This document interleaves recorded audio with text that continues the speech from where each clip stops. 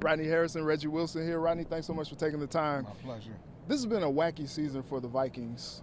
Coming into this night, the first win streak of the season is possible. Have you ever been a part of a season like that where you are in week 15 and you haven't won more than a game in a row yet? Actually, I played on a team that was 1-15, Man. and with the San Diego Chargers, and it was really a nightmare season.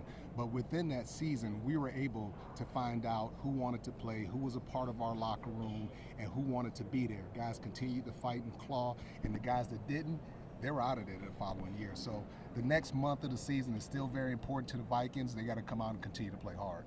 J.J. McCarthy has had an up and down season, up and down career so far after missing all of last year with that knee injury. Been up and down for him this year. What have you seen from his play? Anything to be encouraged about watching his play? Yeah, actually, he's made some good plays. He's made some really tough throws. The thing that I think people want to see, I want to see, is just a level of consistency. You look at Bo Nix and those guys, they've been consistent. And that's been the biggest thing that separated those guys between them and the young quarterback is just his ability to stay consistent and stay healthy. That's important. Yeah, when you see a guy it seems like, he had all this success, high school, college, at Michigan, doing well, and then come to the NFL and just kind of run into a buzzsaw. What is it like to try to get a guy some confidence? Well, it's tough. I played with Ryan Leaf, who was the #1 overall pick, and he struggled, man. He struggled coming, actually #2 pick. He struggled coming to us because he wasn't mature enough to handle the responsibility. JJ seems like he's a guy that's going to come in early and work hard. The biggest thing that they can do for him is bring in a veteran player, somebody that he can compete against, somebody that he can learn from, and just somebody that can just push him. You know what I mean? So once you do that, you get a chance to see what you have. But this next month of the season, like tonight, I'm telling JJ, hey, we're going to open up this offense. We're going to see what you got. We're going to let you, we're going to give you the keys to the car. We're going to open it up, and we're going to see what you're like against this defense. On the other side of the ball, the Vikings have played good enough to win on defense, but they had the 4-game losing streak, and then you saw last week they just kind of finally got the turnovers to start, 3-0 turnover margin, and they're playing well. What do you think the Vikings defense is showing you? Well, I think the most important thing for them to come out tonight is stick with their personality.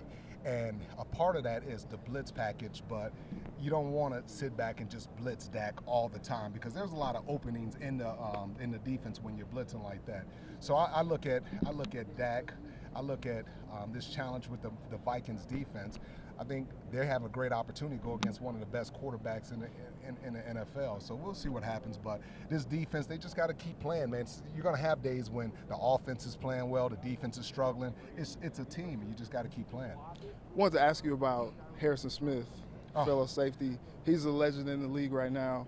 38th career interception last week. What do you think about how Harry is still getting it done? I love him, man. I have so much respect for Harrison Smith, the 14 years that he's played, the consistency in which he's played, the availability, he's been healthy, and just the impact. Over 1,100 tackles, over 20 sacks, over 30 interceptions. You tell me that does not constitute him being considered for the Pro Football Hall of Fame. He should definitely have consideration. He's been fabulous at the safety position. Absolutely, absolutely. We'll see if he gives it a go another year. We'll see. Yeah, exactly. I'm expecting him to retire, but if he doesn't, come back for year 15. I played 15 years, and a lot of times when you're in that latter stage of your career, it's not about physically. It's about you doing things mentally, encouraging the guys, showing up, being a leader. You know what I'm saying? That's what it's about. So I'm really excited for Harrison, but whatever he decides to do, he's going to be fantastic at it. Absolutely. Lastly, for me, Cowboys still fighting for their playoff lives. The Vikings are just trying to find some consistency. Like I said earlier, try to win 2 games in a row for the first time this season. How do you see this one playing out tonight?